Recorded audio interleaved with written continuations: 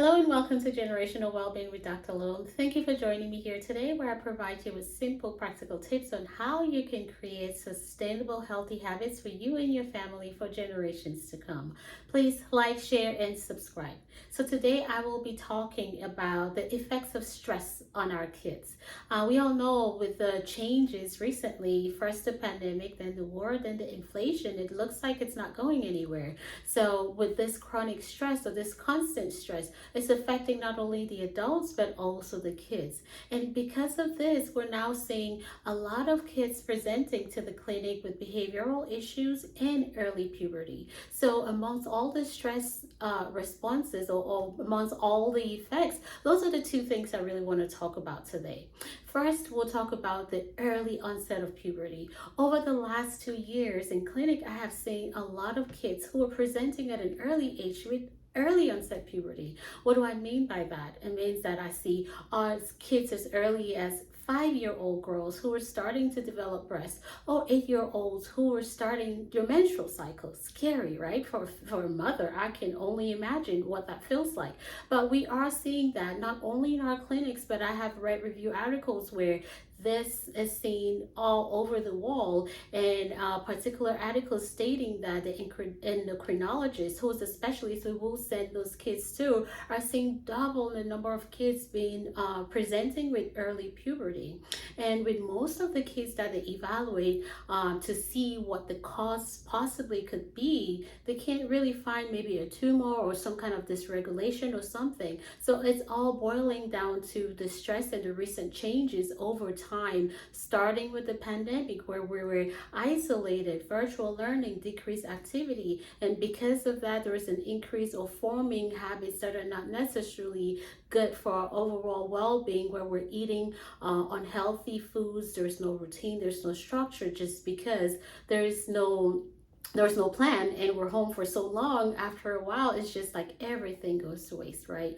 So we are seeing a lot of kids who are presenting early with puberty, and as a result of the stress. So what can you do as a mother if you have a kid starting early? Make sure you visit your pediatrician. Make sure they're evaluated, just to make sure that there's nothing else that is causing it. And if they can, if there's something else, they can fix it. And if it boils down to the fact that it's possibly stress related, then there's some kind of hormone therapy that the kids can take, in addition to really go rooting down to look for the root cause and addressing the stressors and just helping them really manage those stressful situations. Now, the second thing we'll talk about today is behavior. Now, a lot of kids do better when there's structure. And over the last few years, it is like chasing the wind, where it's you try with one structure and then something happens and then something happens, and it's really hard to get that routine together. And because of that, we are stressed out, and the kids are kind of feeding off of our stress, and they're stressed out and they're exhibiting behaviors that are causing further stress. And the tendency or the inclination there is to try to punish the behavior. But I'm here to say that punishing the behavior is like punishing a response to a stressful situation. That really is your way of really expressing how they're feeling, because a lot of kids do not have the words to express it. So how can we, or what can we do as parents? One, I would say create a consistent routine. Even now is the summertime, where school is out, so you don't have that routine where you go to school, come back, and there's something. It's now summertime. However, this summer, even most activities that were available over the past few years are no longer available. Gas prices are high. A lot of people are not able to take vacation or go places that they used to, so that's another change. And a lot of times the kids are also taking that in and kind of grieving the loss of previous time together as a family, previous vacations. They can't understand why we can't do the same things we were doing again. So really taking that in and really acknowledging and validating their feelings, and also acknowledging and validating our feelings, like we're in this together. So this is where you talk to your kids about the things that are going on, and including them to know that it's not only them grieving, we're all grieving in this together. So it's validating not only for them but also for us. And in that state also, now coming together to form a new routine. This is our new normal. Yes, we may not be able to travel like we did before, But now we can now try to maybe explore our own city where we are, right? Find different things and new different germs within our city where we can do together. Now is a time where we may have to spend more time as a family together and just create new normal family culture that is all inclusive within our new normal means, right? The second thing is really coping strategies, right? Healthy coping strategies. Again, as a parent, you are the CEO of your household, or you are the chief commanding officer of your household. If you fall apart, everybody else falls apart. So this is a time where they're watching you, and you're setting the standard there. So if you fall apart, they will fall apart. If you're stressed out, they're stressed out too. I'll give an example.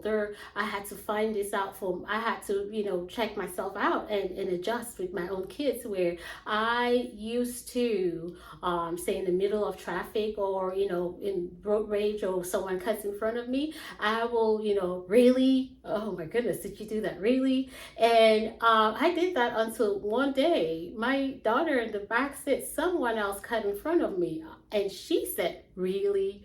And that was what I had been teaching her over time, where she knew that if someone cuts in front of her, really, that was the response to it. So I had to check myself, like, how are you responding to a stressful situation? And I had to change that, where you're either doing deep breathing or whatever really works for you in that situation. Because as you start practicing the coping skills, you're learning how to react in stressful situations. So if someone cuts in front of me, instead of saying, really, I will now take deep breaths. I do like the take 3 in, pause, 3 out, 3 through my nostrils all 3 times.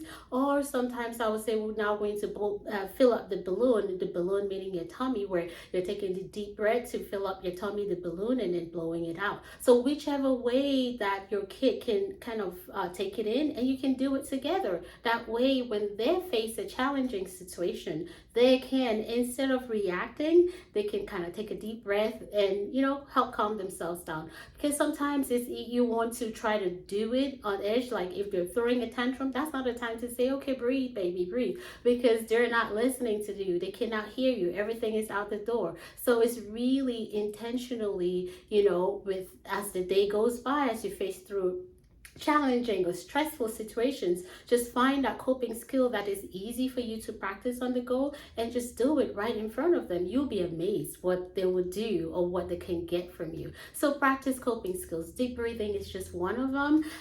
Sometimes when we're taking a walk, we can just look and see what's around us, to find 5 things we can see, 4 things we can touch. What do you smell? That's practicing. That's like grounding, getting yourself in the present moment. So things that you do on a regular basis, just incorporating coping skills with that really helps them, where when they face a challenging situation, then it's easier to bring it up when you've practiced it over time.